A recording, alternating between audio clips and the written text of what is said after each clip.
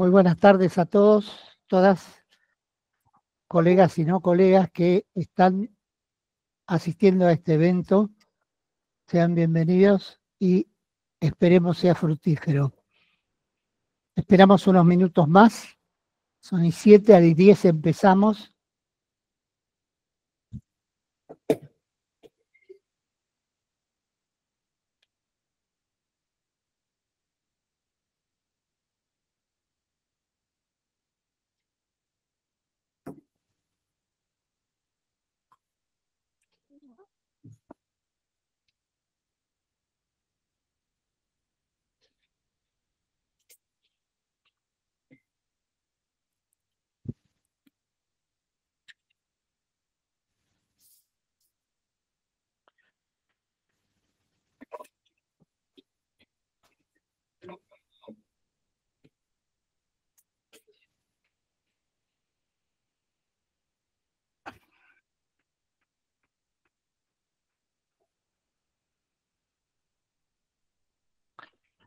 Bueno, la idea del presente evento es fundamentalmente una exposición con dos disertantes de lujo que ya los voy a presentar, pero la participación de quienes están escuchando les pediremos que sea en cualquier momento por vía del chat.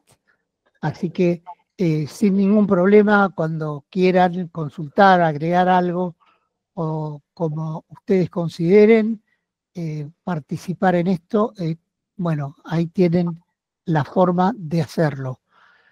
Para mí es un gusto, yo soy Jorge Haddad, soy director del Instituto de Derecho Tributario del Colegio Público de Abogados, y para mí es un gusto y realmente un honor presentar a dos miembros del instituto, pero son especiales. Aparte de la relación personal que pueda llegar a tener con ellos, acá estamos en presencia de dos profesionales. Recordemos que el colegio, las actividades que hace, si bien tienen algún rasgo académico, hacen a lo profesional, a lo día a día, como decíamos antes, aquel que caminaba tribunales, pateaba tribunales. Bueno, ahora no se patea, sino que se va digitalmente, pero es lo mismo, está dirigido así a el colega y poco a poco estamos incorporando a profesionales de otras ramas, por ejemplo, ciencias económicas. Voy a ser un poco breve en la presentación, porque si no estaríamos un rato largo. Tanto Pablo Sergio Varela como Marcelo Martínez Alberte son contadores, abogados, con la especialización en impuestos y con la especialización en derecho penal. Forman parte del Instituto de Derecho Tributario, lo cual es un lujo realmente tenerlos. Son profesores, Marcelo es profesor en la UNAM, en la UBA, en Impuesto a los Consumos, en 3 de febrero en Macroeconomía de la Tributación, en el Instituto de Derecho Tributario del Colegio de Abogados de San Isidro y por supuesto en el Instituto nuestro, y ejerce la profesión, que eso es lo importante, ejerce la profesión como abogado y ejerce también la profesión como contador, hace varios años ya. Lo mismo que Pablo, más de 30 años que ejerce la profesión, es profesor en la UBA y en la Austral, en la especialización en Derecho Tributario. Tiene una carrera, ambos tienen la carrera académica, han publicado numerosos comentarios sobre el tema tributario, penal tributario, son conferencistas, han estado en congresos, en jornadas, son conocidos. Para mí es un gusto y un honor tenerlos acá en un tema que es cada vez más conflictivo, porque el título es Sanciones impropias. Como se irá desarrollando, hay un un nivel de gris entre lo impropio y lo propio en nuestra legislación que debería ir aclarándose y esperemos hoy poder dar un primer paso desde la práctica para tratar de aclararlo y cómo actuar, porque si hacemos la cronología, la ley 11.683 se copia del Código Fiscal de la provincia de Buenos Aires, creado por Dino Harach. Estoy hablando por allá, por el 45, 46, donde Dino Harach en esto es sumamente claro. Hay un librito que sería importante para quien empieza a analizar esto, que en realidad lo redacta Dino Jaras, pero figura como autor el ministro de Economía de aquella época, López Francés, que es el Código Penal, el Código Tributario comentado, Código Fiscal comentado de la provincia de Buenos Aires. Y ahí lo define claramente cuáles son y para qué las sanciones, las propias, y las facultades que tiene el organismo fiscal, que era la Dirección de Rentas. Recordemos, como memorioso y ex rentas que soy, que en aquella época el director de rentas era Giuliani von Rusch y el asesor del ministro era Dino Harach, así que una pareja de medios espectacular, ¿cierto? Él define muy claramente las sanciones que tendrían que aplicar y cómo se deberían aplicar y en qué condiciones. La culpa y la intencionalidad, que la llama dolo administrativo, en esa época y en ese libro. De ahí en más, existen facultades delegadas, la 11.683, de reglamentación y de interpretación. Lo que era antes del decreto, en el decreto 618, queda como artículo 7 y artículo 8, y era el artículo 7 y artículo 8 de la 11.683. Dentro de las facultades de reglamentación, el organismo fiscal va estirando esa facultad de reglamentación, amparándose en ciertas disposiciones de la 11.683, como hablábamos recién con Pablo del 35, donde da una facultad, llamémosle delegada, pero la atribución para aplicar sanciones no es del organismo, y menos de una resolución, como principio. Hasta acá llego. Pablo, te cedo el micrófono y vamos intercambiando temas. Bien, buenas tardes a todos. En primer lugar, agradecerle la presentación a Jorge, que realmente dijo algo que no me gustó, porque me sonó muy fuerte. 30 años, más de 30 años, eso ya es un problema, eso ya me está discriminando.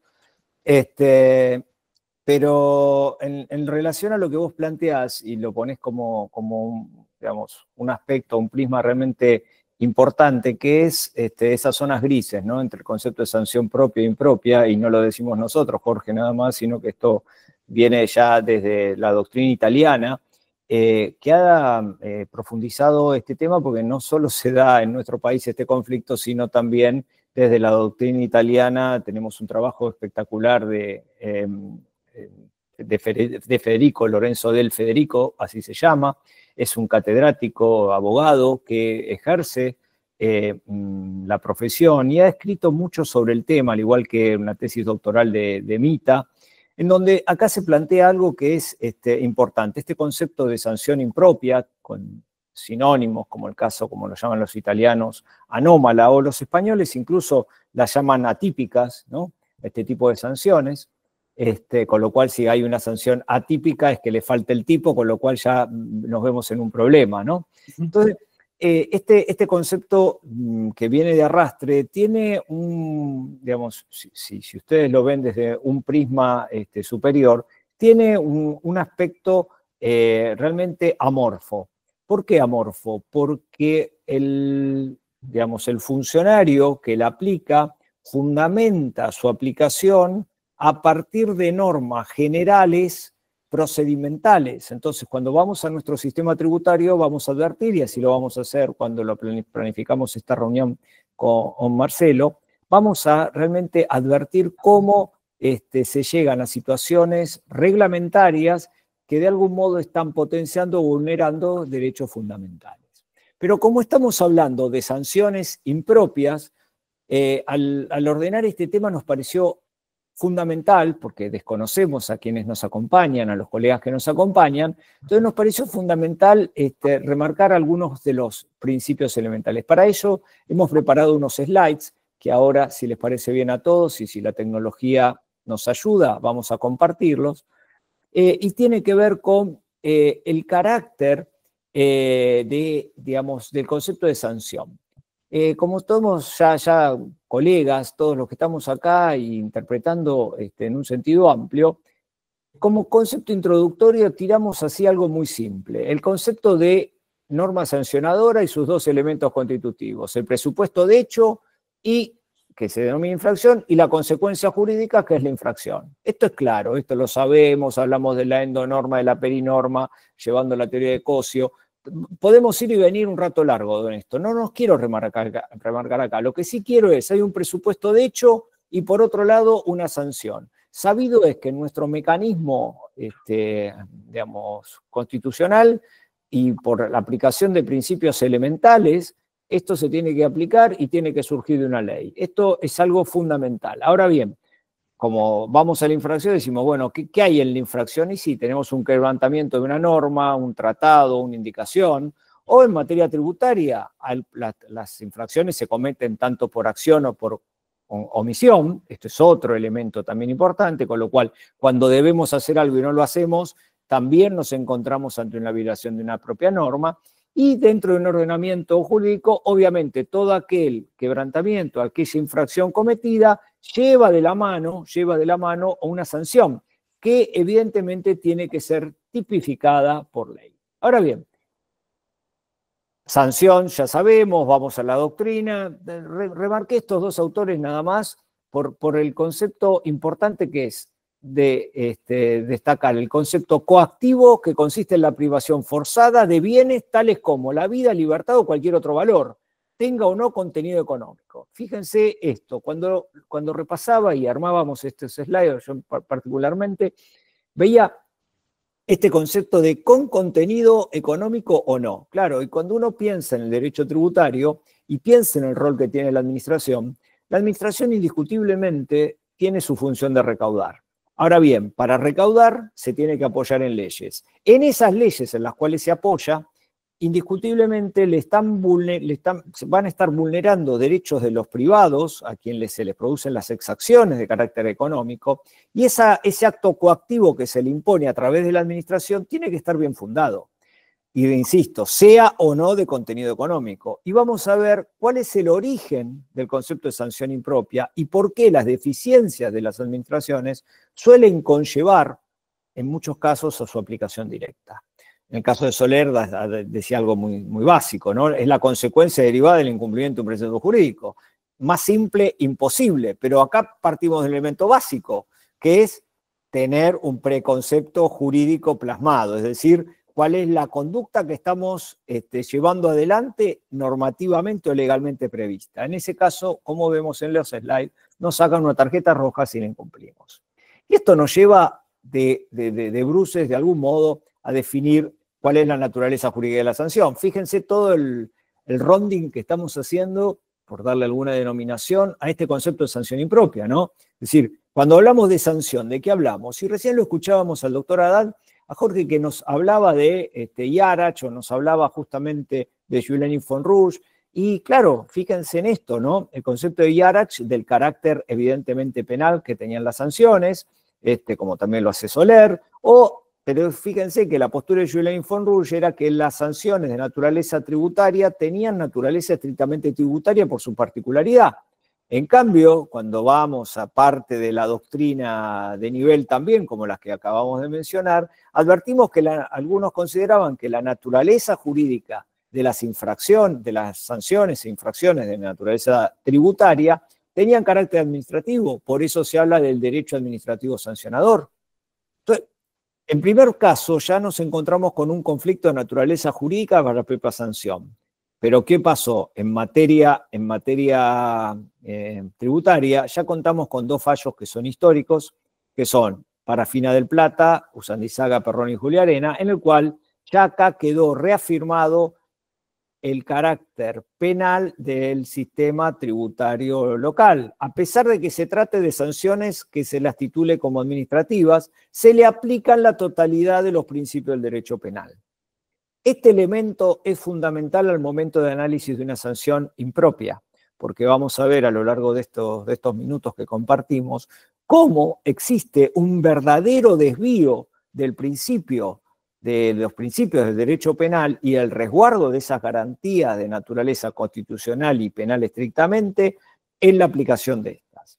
Ya veíamos que la doctrina de primer nivel, Yarach o Frelich y Andrade, sostenían que no hay diferencia ontológica entre los ilícitos penales y tributarios. La finalidad es retributiva y no resarcitoria. Esto es fundamental a tenerlo en cuenta y cuando veamos qué pasa con las sanciones impropias. Y el sistema represivo fiscal, indiscutiblemente, se trata, y nos hablamos de infracciones, como decíamos, sanciones de carácter administrativa, nos vemos que busca el carácter no resarcitorio, pero sí represivo y de castigo a quien le incumple. Ley de procedimiento prevé sanciones administrativas, pero siempre de naturaleza penal. ¿Y por qué la llamamos sanciones administrativas? Por cómo se tramita esta sanción y no por la propia naturaleza de la sanción y de la infracción que se tipifica. ¿Ok? Insisto, las sanciones e infracciones tipificadas en la 11.683 tienen un procedimiento administrativo previo y son manejadas a través de los principios del derecho penal. Esto no lo podemos olvidar. El contribuyente, obviamente, puede ejercer sus vías recursivas. Nos gustará, nos parecerán excesivas en algunos casos, no excesivas en otros, pero están tipificados y están tipificados sus recursos. El problema no está acá. El problema no está en todo lo que dijimos. El problema no es esto, porque de esto hay mucha tinta vertida. El problema está también en lo que califica el eje de esta charla, que son las impropias. Porque ¿qué ocurre cuando esas sanciones no están tipificadas? Cuando esas conductas que de violarse se estaría llevando adelante, nunca pasaron por una ley, sino que son incumplimientos de normas reglamentarias o disposiciones que en las administraciones, hablo de ARCA o hablo de cualquier organismo público, porque esto se da también en las administraciones locales o provinciales, nos encontramos. ¿Cuál es el problema en estos casos? La no calificación como sanción, ¿a qué lleva? Primero, desmedro realmente, generación de un perjuicio, un desmedro en contra del administrado.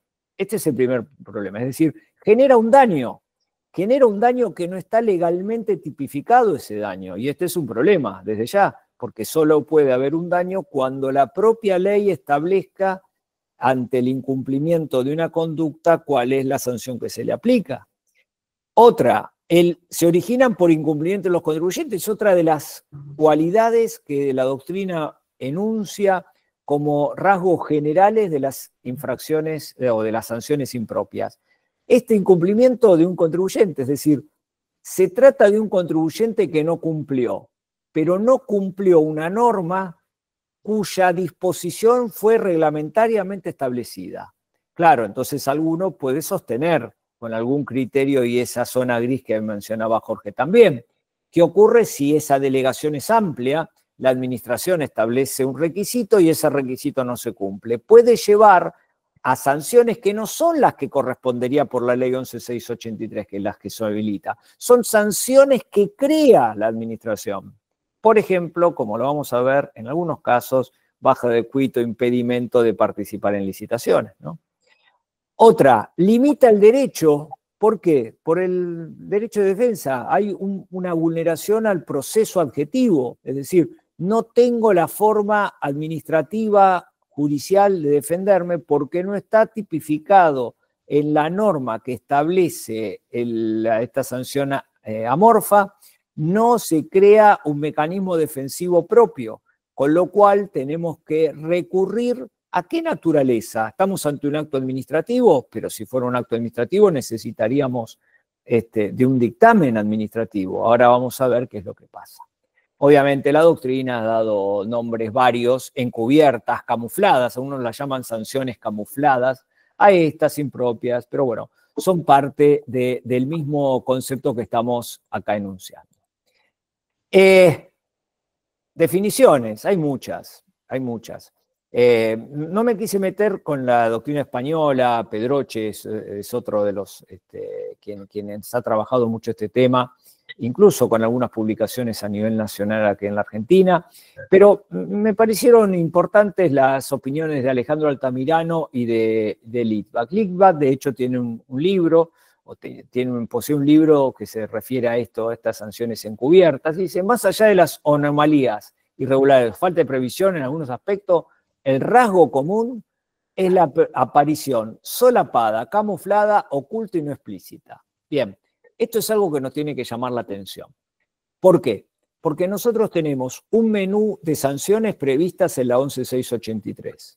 ¿El conflicto dónde se genera? Cuando a partir de una facultad generada, otorgada por el artículo 35, cualquier otro de las normas de carácter procesal o sustantivo, incluso porque estas sanciones anómalas las tenemos también en leyes de carácter sustantivo, ejemplo, impuesto a las ganancias, podemos dar varios ejemplos, se utilizan luego como trampolín para desarrollar administrativamente otro tipo de sanciones, como veíamos, por ejemplo, la imposibilidad o categorizarte con otro tipo de factura si no cumplís un requisito determinado, o nos pasamos de algún monto, o somos sospechados por algún otro mecanismo. Entonces, insisto, creo que es contundente Litvak cuando dice el carácter uniforme o denominador común es aparición solapada, camuflada, oculta o no explícita, que parece que fuera una consecuencia directa, inmediata, pero no estamos viendo el grave perjuicio que genera. Otro distingo que nos pareció importante y tuve que buscar el artículo del doctor Alejandro Altamirano, como no lo encontraba lo llamé y se lo pedí directamente, donde hace el distingo, siguiendo la doctrina italiana, en dividir las sanciones impropias o indirectas en atípicas. La verdad que esto, preparando la charla, me resultó bastante interesante su profundización. ¿Por qué? Considera que son impropias o indirectas y las separa de las atípicas en virtud al alcance que tienen. Fíjense ustedes, las sanciones impropias o indirectas no son ni calificadas ni reglamentadas como sanciones por el legislador. Esto es lo que estamos refiriendo, es decir, creaciones propiamente administrativas o de la autoridad administrativa. Tienen un efecto aflictivo, es decir, generan un conflicto que no necesariamente resulta en forma directa pecuniario, pero como estamos frente a actividades económicas, puede resultar con una sanción de naturaleza directamente o un daño patrimonial directo a los fondos del contribuyente. Y después tiene un efecto sancionador que no es prevaleciente. ¿Y esto qué pretende decir este punto? Dice, mirá, acá el efecto de castigo que se busca no es el castigo en sí mismo, sino es imposibilitar y llevarte a subsanar lo que la administración pretende que se subsane.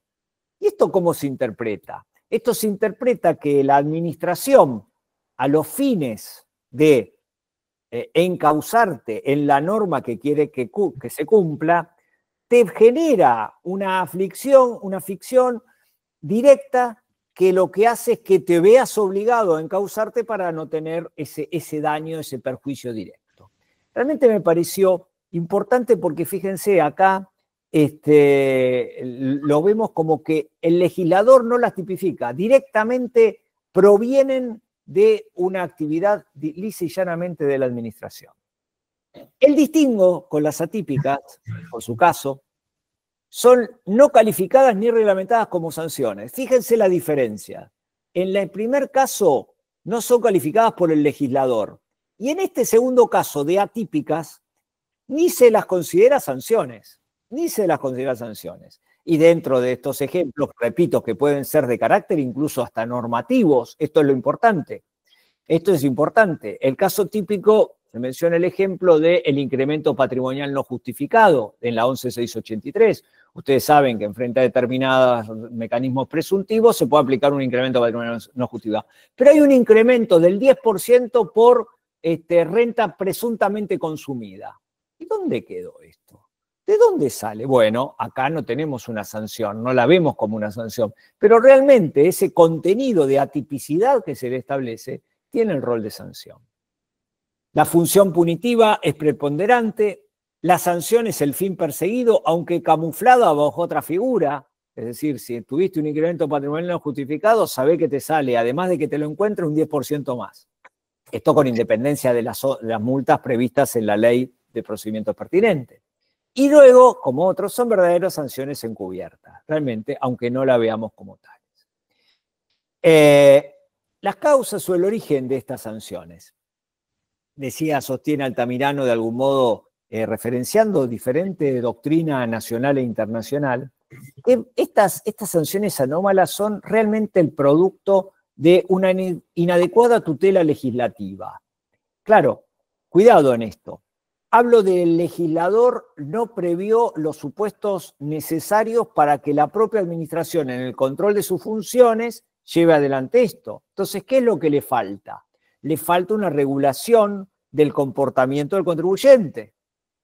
Claro, esto, y saliendo del ámbito profesional académico de esta reunión, es válido en materias como la tributaria. El legislador no podría prever todas las conductas o infracciones que le corresponde a un privado, ¿de acuerdo? Entonces, claro, esto de dejar un tipo abierto tiene estos problemas, ¿verdad? Entonces, claro, pero claro, cuando venimos con sanciones que su tipificación no viene dado por ley por falta de conducta, ahí nos ponemos en esa zona gris de cuál es el contenido fáctico que enarbola la posterior sanción aplicada. Segundo, deficiencia de regulación legal, un poco en la misma línea, ¿no? La administración privilegia su interés respecto a los derechos del contribuyente. En ningún lado, al menos en lo que a mí me consta, está previsto que le cambiemos el tipo de factura o es lo mismo que a un sujeto le saquemos el DNI por incumplir una norma de naturaleza civil, ¿verdad? Le sacamos el DNI y no lo puede usar.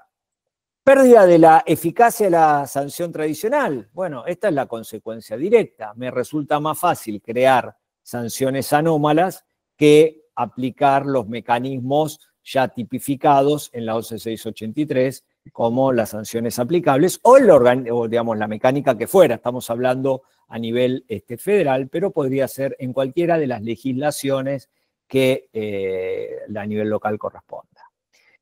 Oclander, por otro lado, digamos, lo hace más directo y más desde la práctica de este colega contador público, a quien todos recordamos.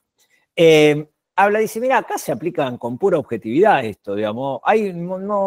No me interesa la intención, si el contribuyente sabía o no, no me importa causarle exculpación, se produce el hecho, es directa. Acá las típicas infracciones objetivas del deber, ¿no? Debías hacer esto, no lo hiciste, olvídate, no me importa por qué no lo hiciste, hay una objetividad directa en lo que corre. En esto va de la mano, que suele ser así, la aplicación automática. Acá no tenés regulación alguna de cómo defenderte, se aplica y resulta de carácter inevitable. Lo que sí me llamó la atención cuando lo repasaba este punto es la ultrafatalidad, y así lo llama, no es un error de tipeo, ultrafatalidad. Porque claro, fíjense ustedes, esto trasciende, a diferencia de lo que ocurre con cualquier otra sanción, trasciende la vida o no de un contribuyente. Es decir, un contribuyente puede fallecer y sin embargo su sucesión indivisa, que es el sujeto continuador, no puede emitir factura por incumplimiento de requisitos previos de quien hubiera fallecido, ¿no? Es decir, acá lo marcaba Oclander en unas jornadas, esto resulta más gravoso que los delitos penales severos, que con la muerte obviamente se extingue la acción, ¿no? Y obviamente de algún modo en esta línea de es indefendible.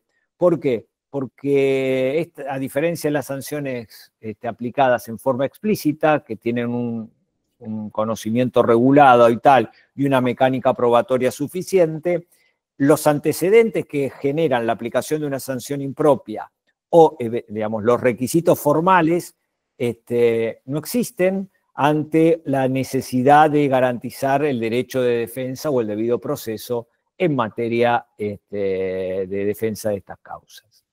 Claro, y de algún modo, ya para ir cerrando mi participación en este punto, claro, vemos cómo esto genera consecuencias jurídicas directas en su aplicación, ¿no? ¿Por qué? Porque si reflexionamos de algún modo, acá hay muchos principios que no se aplican.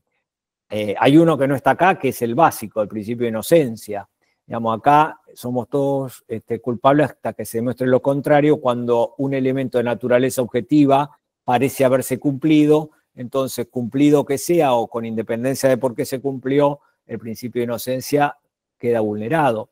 También va de la mano el principio de ley penal más benigna, es decir, la aplicación retroactiva cuando resulta más favorable, acá tampoco se aplica en todas estas sanciones impropias, que son justamente un monstruo amorfo que hay que tratar de tallarlo de acuerdo a su modalidad.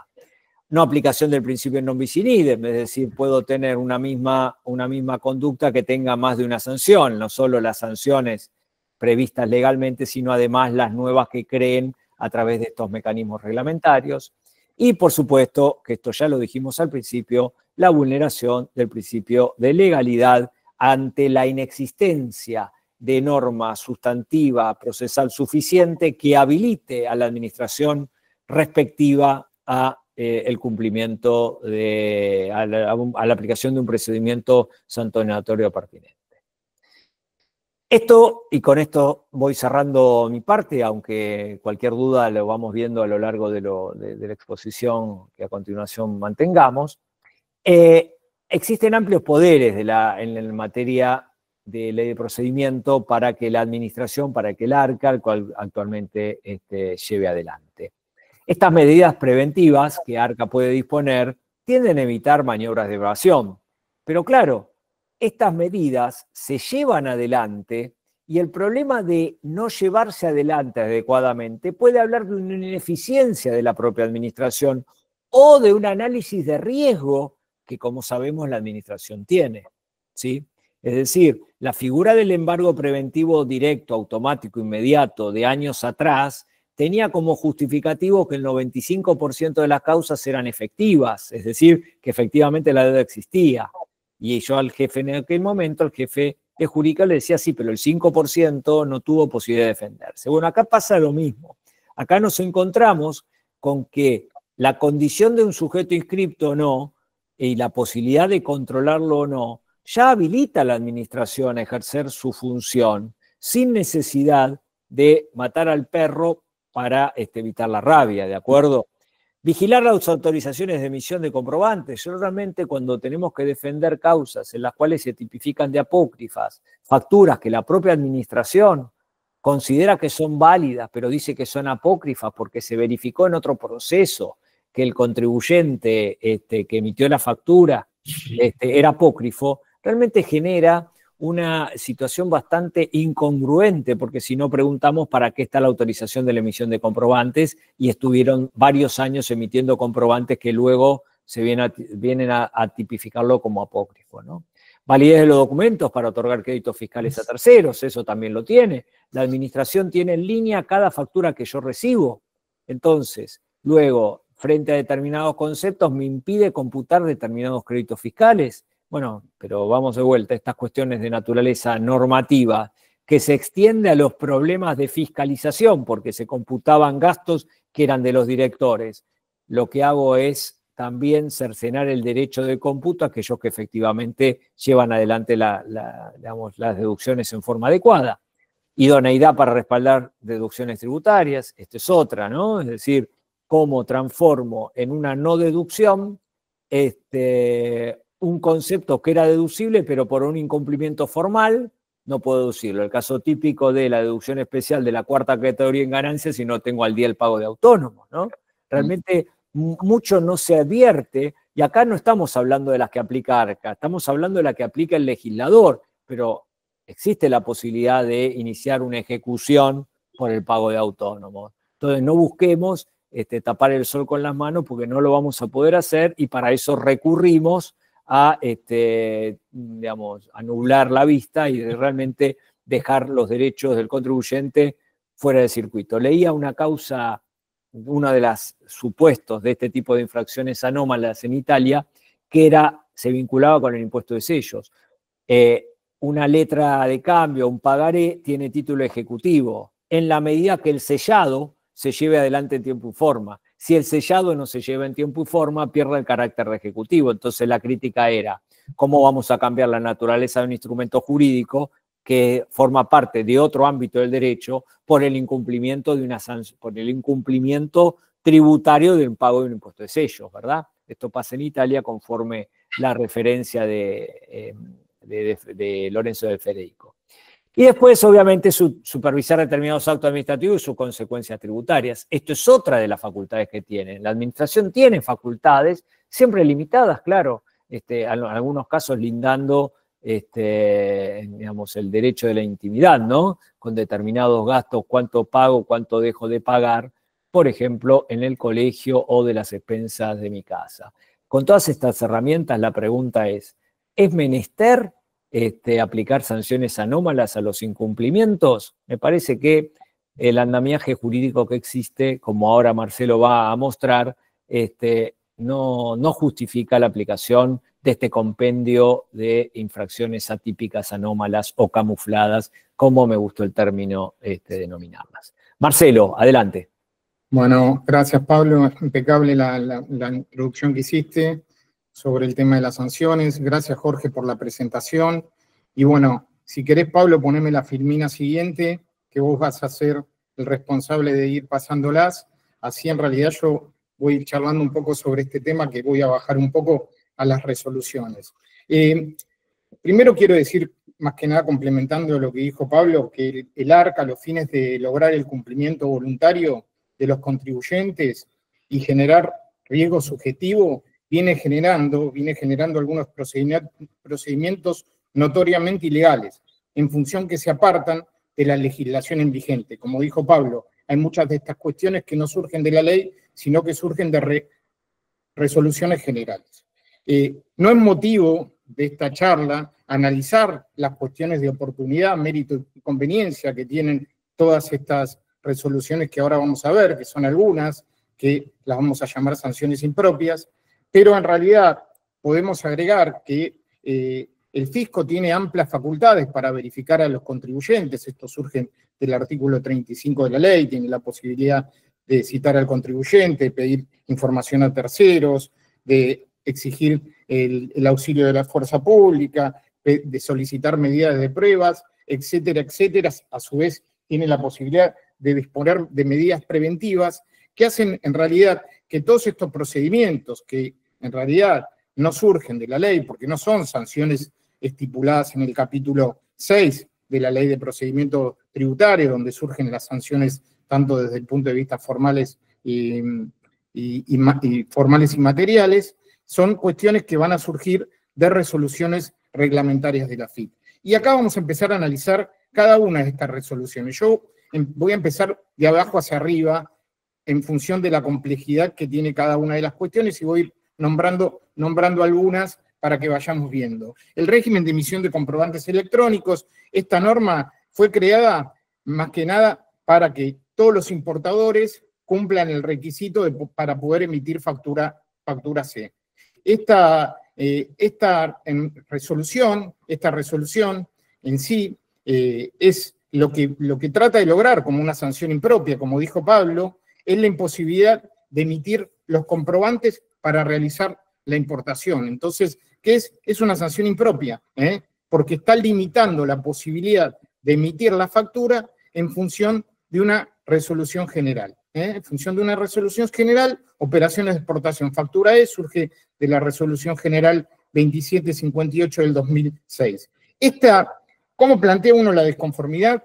La desconformidad, como vamos a ver después, si vamos a analizar el artículo 74, que es un recurso residual de la ley que está en el decreto reglamentario de la ley 11.683, no tiene efecto suspensivo. O sea que en realidad a mí no me dejan emitir la factura, yo tengo que hacer todo un procedimiento que va a surgir del artículo 74, que después lo vamos a ver, para poder generar la factura ahí y poder exportar. O sea que ahí también está violando algunas garantías constitucionales, ¿no? Como después vamos a analizar. Después, la otra resolución que me pareció interesante, que no son todas y no son algunas las que traje a colación, son la transferencia de créditos fiscales para su posterior utilización. Este procedimiento lo que hace es convalidar el saldo de libre disponibilidad del IVA para que un contribuyente lo pueda transferir. Esto no es lo mismo que la venta de facturas. Esto en realidad es un procedimiento reglado donde hay un dictamen administrativo donde se le da la posibilidad al contribuyente de poder transferir este crédito fiscal, que en el mercado ese crédito fiscal, cuando uno lo transfiere, está en el orden del 98% del valor de ese crédito fiscal, porque es un crédito fiscal genuino y en el cual la AFIP lo validó.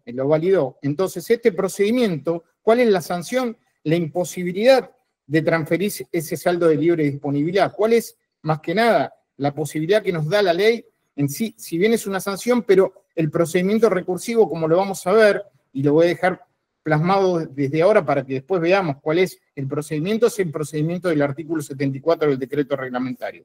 Después tenemos otra cuestión que es el tema del sistema de perfil de riego. Y este sistema de perfil de riego que surge de la RG 3985E del 2017, ¿cuál es el problema que tiene? Es una norma que clasifica a los contribuyentes según el grado de cumplimiento voluntario. En función de esta clasificación, otorga tratamientos diferenciales a cada uno de ellos y los califica con mayor y menor cumplimiento fiscal. Sin la emisión de acto administrativo, esto se hace sin la emisión de acto administrativo. ¿Y cuál es la consecuencia que tiene esta calificación? Que en realidad si yo tengo una calificación mala, no me va a permitir en muchos casos poder tener mayor cantidad de cuotas en un plan de facilidades de pago. Esa vendría a ser la problemática que tiene. ¿Cuál es la sanción? Es el perjuicio económico de yo tener que pagar una deuda mediante un plan de facilidad de pago en menor cantidad de cuotas que en realidad las que tendría que estar pagando. Entonces, esto me genera también una sanción que es una sanción impropia, y el mecanismo recursivo también es el mecanismo del artículo 74 del decreto reglamentario, que es un recurso residual, como después vamos a ver. Bueno, después, ¿qué tenemos? Pablo, no se ve ahí. Fíjate qué le pasa al PowerPoint, así lo vamos siguiendo. Bueno, perfecto. Después tenemos, en realidad, la baja del registro de proveedores del Estado. ¿Y esto cuál es el incumplimiento? Es un certificado fiscal para contratar. Este certificado fiscal para contratar me permite poder realizar ventas o locaciones de servicio o actividad con el Estado. Y para esto, la AFIP me verifica el cumplimiento de algunas condiciones, más que nada de presentaciones materiales, como puede ser la presentación de las declaraciones juradas de los últimos 6 años, y también me va a verificar si yo tengo deudas de los últimos 6 años. ¿Cuál es el impedimento que tiene esta norma? El impedimento que me genera es la imposibilidad de contratar con el Estado. La imposibilidad de contratar con el Estado. Si bien esta resolución 4164 tiene una anterior resolución que era la 1814. En la 1814 se permitía, tenía un mecanismo para plantear la desconformidad. Hoy por hoy, esta resolución, la 4164, no tiene un mecanismo. Entonces, el mecanismo que nosotros tenemos para plantear la disconformidad es el mecanismo reglado en el artículo 74 del decreto reglamentario. Después ahí tenemos la inclusión de la base APOC. Esta inclusión de la base APOC, en realidad, surge más que nada voy a hablar un poquito sobre la inclusión de la base APOC, más que nada surge de la resolución 1575 del 2003, y a su vez surge de algunas disposiciones o instrucciones generales que dieron origen a esta base APOP. ¿Cuáles son? La Instrucción General 326 de 1997, que determinó la base de datos de contribuyentes apócrifos, se alimentaba en función de las verificaciones operativas que realizaba la FIP. Después, la más conocida, en el 2005, es la Instrucción General 748, donde añadió, más que nada, ahí añadió información de otras áreas, también producto de la procedencia de la actividad de verificación. Y después tenemos, con posterioridad, en el 2019, la Instrucción General 865, que esta en realidad ahí incorpora quiénes son los usuarios de los sujetos que emitieron facturación APOP. ¿Cuál es la base? ¿Cuál tiene la finalidad de esta base? Alerta para que los contribuyentes puedan verificar si el proveedor está en el listado y evaluar los riesgos que significarían realizar operaciones con ese proveedor. Esto por lo general, más que nada, por lo general, la incorporación en la base APOP se realiza con mucha posterioridad a la emisión de la factura. Por eso después vamos a ver lo importante que es contar con el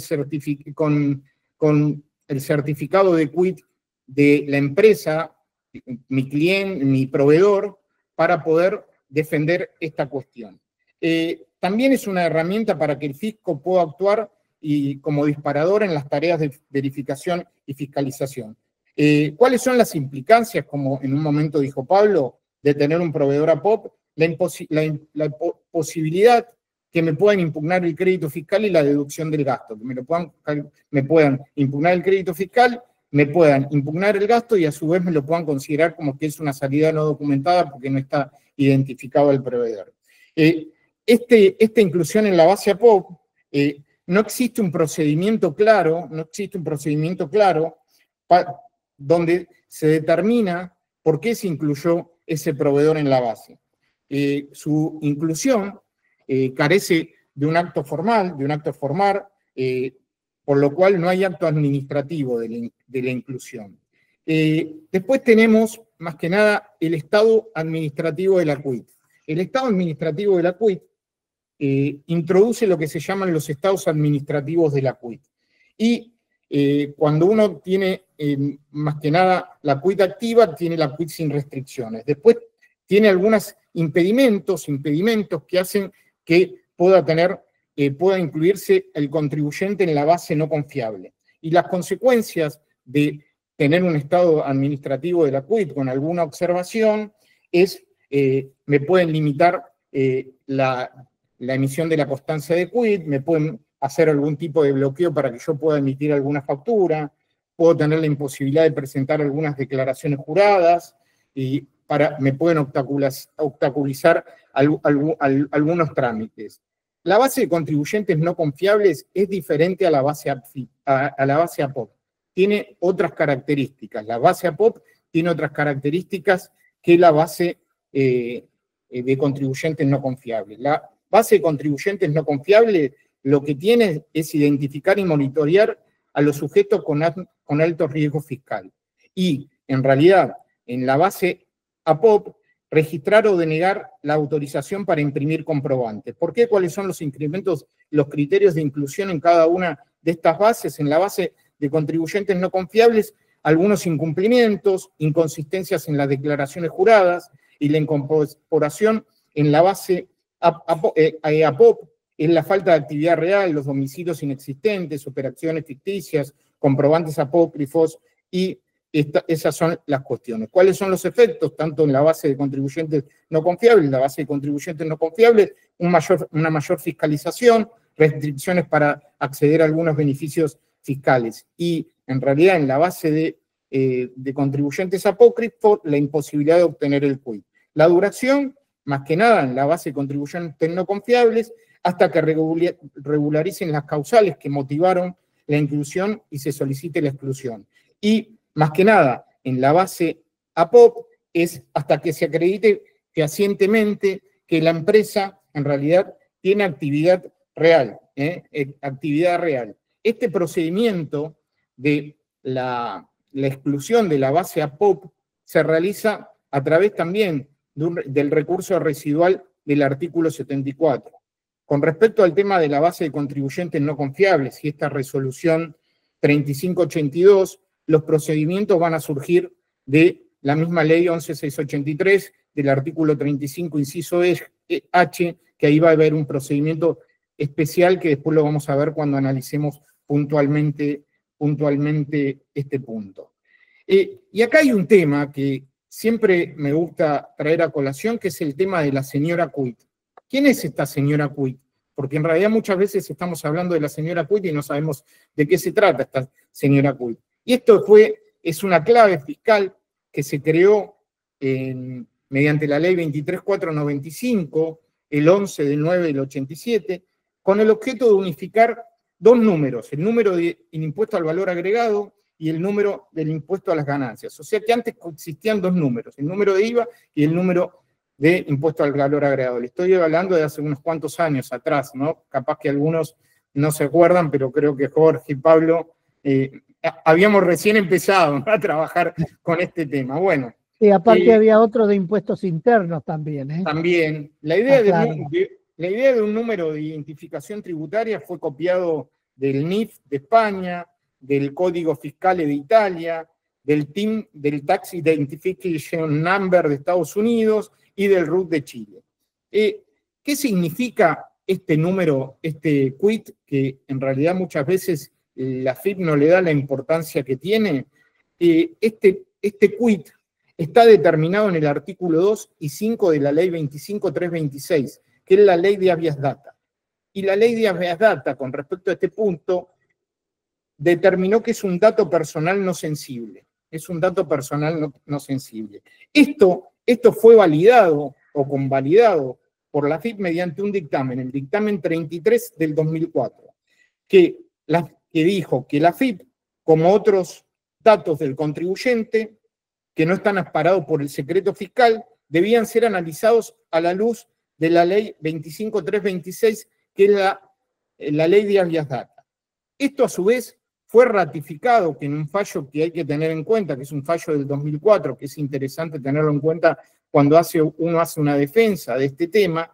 En ese fallo que se llama Proviander, la Cámara Nacional de Apelaciones, la Sala 2, de fecha 29 del 5 del 2014, determinó que el ente fiscal carece de facultades para suprimir datos personales, los que se encuentran protegidos por el artículo 2 y 5 de la ley de habeas data, y consideró un dato personal la quit.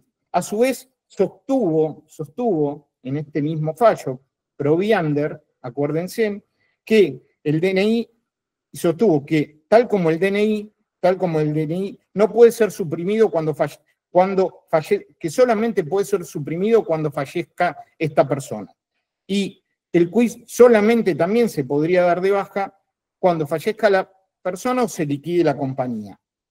Hasta ahí, en realidad, no habría motivo para poderle dar de baja a la quit. No hay motivo suficiente. Esto lo dijo la propia FIP con este dictamen 33 del 2004, que es importante tenerlo en cuenta, y esta causa Proviander, para que ustedes siempre la tengan en cuenta para la defensa de algún tema de cuestionamiento del quit. O sea que la baja y el otorgamiento del quit siempre se tiene que hacer mediante un acto administrativo,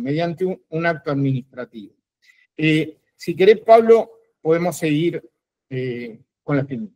Bueno, estas sanciones que yo les acabo de nombrar acá, estas sanciones, que hay más sanciones impropias, pero me pareció interesante remarcar estas porque todas tienen más que nada el mismo mecanismo de defensa, a no ser la cancelación de quit por la 3832, que después vamos a hablar.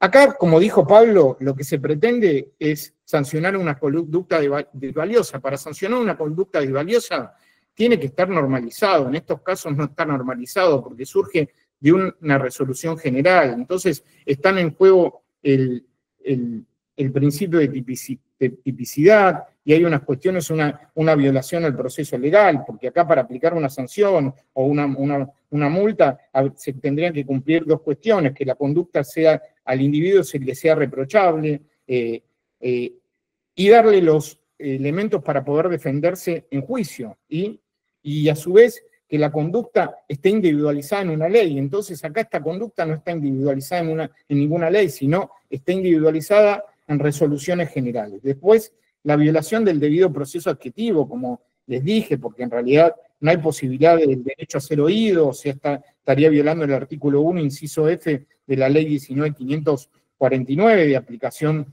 supletoria por el artículo 116 de la 11.683, el principio de culpabilidad, la violación de la reserva de ley, la violación del principio de razonabilidad. Estas cuestiones son cuestiones que están, como les dije, están en resoluciones reglamentarias, pero no surgen de la ley, no surgen de la ley.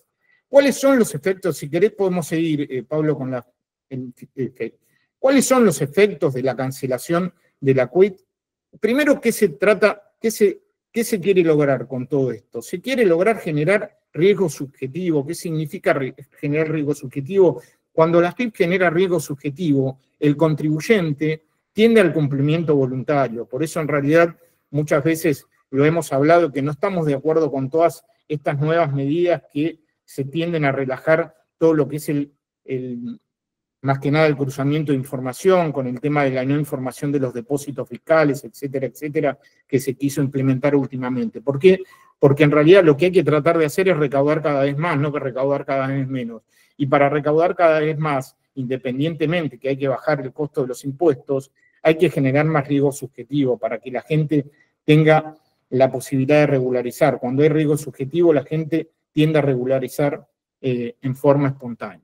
Percepción de riesgo, le dicen también, ¿no? Claro, la percepción de riesgo, exacto. Se busca infringir un daño, restringiéndole el ejercicio de algún derecho, lograr que el contribuyente cumpla determinados deberes o supere determinados controles. O sea, que después vamos a hablar que en realidad la administración tributaria se transformó en lo que se llama desglorificó el hecho imponible, porque en realidad el hecho imponible, que es lo que da origen a todo el derecho tributario sustantivo, al hecho imponible, a la obligación tributaria, se está dejando de lado en función de controles administrativos sin límites. Entonces, lo que hace que en realidad se le dé más importancia a los controles administrativos que a la verdadera obligación tributaria con todas estas cuestiones.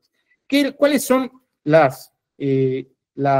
los efectos de la cancelación de la QUIT? La cancelación de la QUIT, hay una cuestión que es importante, que todos tienen que tener en claro y lo tienen que cumplir cuando reciben una factura de un proveedor o un prestador de servicios, que es el cumplimiento de la resolución 1817 del 2005. Esto significa que en realidad nosotros tendríamos que solicitar la constancia de QUIT de cada uno de los contribuyentes que realizan alguna operación con nosotros. ¿Para qué? Para determinar si la QUIT está vigente, si la QUIT está vigente o tiene algún impedimento. Esa constancia de inscripción, que dura 180 días, también le va a servir a ustedes en el caso que tengan que defender una operación porque le están cuestionando una factura apócrifa o alguna cuestión de alguna deducción del cómputo del crédito fiscal o una deducción del gasto, porque con eso ustedes van a decir, mire, yo en el momento que verifiqué mi cliente, tenía la factura era válida porque tenía la constancia de QUIT vigente. ¿Y esto qué pasa, no tener la constancia de QUIT vigente? Por eso es muy importante el tema de la señora QUIT. Porque en realidad me pueden generar retenciones agravadas. ¿Qué significa retenciones agravadas? Que en vez de generarme una retención, como es la resolución general 830, que determina las retenciones de impuesto a las ganancias, que en realidad para la alocación de servicios pueden ser el 2%, al considerarme como un contribuyente no inscripto, la retención podría ser del 28%. Y en algunos casos también me podrían llegar a retener el 100% del IVA, como en el caso de la factura SEME, que era un caso que yo había mencionado anteriormente. Todas esas cuestiones es muy importante. Por eso los efectos de la cancelación de la QUIT son muy importantes. Bueno, ahora sigamos adelante. En realidad, siempre en sí va a haber que tener un acto administrativo. Y estas sanciones son vías de hecho administrativas que violan lo que denomina el artículo 9 de la Ley 19.549, porque el artículo 9 de la Ley 19.549 determina, lo voy a leer, que la administración se abstendrá de comportamientos materiales que importen vía de hechos administrativas lesivas de un derecho o garantía constitucional. El inciso B dice, de poner en ejecución un acto estando pendiente algún recurso administrativo de los que en virtud de norma expresa impliquen la suspensión de los efectos ejecutorios de aquel a que habiéndose resuelto no hubiese sido notificado. Y la ley bases incorpora el inciso C y el inciso D. En el inciso C, que establece la ley bases, dice de establecer, o sea que lo que dice que la administración se abstendrá de establecer mecanismos electrónicos, informativos o de otra naturaleza que mediante la omisión de alternativas, otros defectos o recursos técnicos tengan por efecto practicar, imposibilitar conductas que no estén legalmente proscriptas. Y a su vez el inciso D dice de imponer por sí medidas que por su naturaleza exijan la intervención judicial previa, tales como embargos, allanamientos, otros de similares características sobre el domicilio o los bienes particulares. Acá traigo a colación lo manifestado por Carlos Greco, donde define a las vías de hechos administrativas como estas, como operaciones materiales cercenadoras de derechos y garantías individuales, que tienen una habilitación legal que generan como principal efectos la ilicitud de lograr de la administración y su consiguiente responsabilidad patrimonial. Esas son las cuestiones que tendríamos que tener en cuenta, que siempre surja de un acto administrativo, siempre surja de un acto administrativo la denegación de alguno de estos derechos. Y acá, como les digo, hay que cumplimentar lo que determina el artículo 7 de la ley 19.549, que son en realidad los requisitos del acto administrativo, y ahí, como les puse, el requisito de la competencia, el requisito de objeto, la forma, el procedimiento, causa y motivación para darnos la oportunidad de podernos defender. Y a su vez, si uno analiza la ley de procedimientos en el artículo D, en caso que en realidad el acto administrativo no sea emitido por un abogado, tiene que haber dictamen jurídico previo. Esas son las cuestiones que tendríamos que tener en cuenta. Si querés, ahora pasamos más que nada a las vías recursivas. Bueno, acá yo, como les dije, les había comentado, en muchos casos yo nombré el artículo 74, en algunos casos. En el único caso que no nombré el artículo 74, que me parece que es aplicable el 35 inciso H, que después lo vamos a ver, es para el caso de la resolución 38-32, que es el estado administrativo de los quit. Tengo algunas dudas, sí, también para la suspensión de la quit, pero entiendo desde mi punto de vista que la inclusión en la base APOP no se puede manifestar la disconformidad por el 35 inciso H, sino que hay que plantear mediante el 74. Bueno, el 74, hablemos del artículo 74, tiene presunción de legitimidad, el artículo 74 surge del artículo 12, la fuerza ejecutoria surge del artículo 12 de la 19.549, los efectos del acto denegatorio no se suspenden. Nosotros, si uno analiza el artículo 12 de la ley 19.549, en su último párrafo, dice, sin embargo, la administración podrá de oficio o a pedido de parte y mediante resolución fundada suspender la ejecución por razones de interés público cuando la ejecución del acto traiga aparejados mayores perjuicios que su suspensión o cuando se alegare fundamentalmente una nulidad ostensible absoluta. En este recurso del artículo 74, yo puedo ofrecer prueba. Lo que la FIM no me va a hacer, no me lo va a abrir a prueba, pero puedo ofrecer prueba. Abrírmelo a prueba no me lo va a hacer. La resolución de este recurso agota la vía administrativa y uno tiene la posibilidad de impugnar esta resolución mediante los artículos 23 y 25 de la ley 19.559, que hoy por hoy los plazos son de 180 días, y antes eran 90, pero ahora con la modificación de las leyes bases son de 180 días. Uno que podría ser, porque esto al no generar efecto suspensivo, en realidad yo no voy a poder recuperar mi certificado fiscal, no me van a dejar de incluir en la base de datos de contribuyentes APOC, no me van a dar la posibilidad de emitir las facturas tipo E, no me van a dar la posibilidad de poder transferir mi crédito fiscal. Entonces, ¿yo qué tengo que hacer o qué podría hacer antes de agotar la vía administrativa? O sea que este recurso se presenta dentro de los 15 días de, más que nada, la notificación del acto. Y el juez administrativo tiene 60 días para expedirse. Antes de agotar la vía administrativa, yo podría solicitar alguna medida cautelar en los términos del 230, 232 y 195 del artículo del Código Procesal Civil y Comercial de la Nación. Siempre no se tiene que haber perdido el plazo para recurrirlo, o sea que en realidad yo tendría que haber recurrido por el 74 y la resolución estar pendiente de resolución. O sea que esa es la manera de poder recurrir todas estas cuestiones.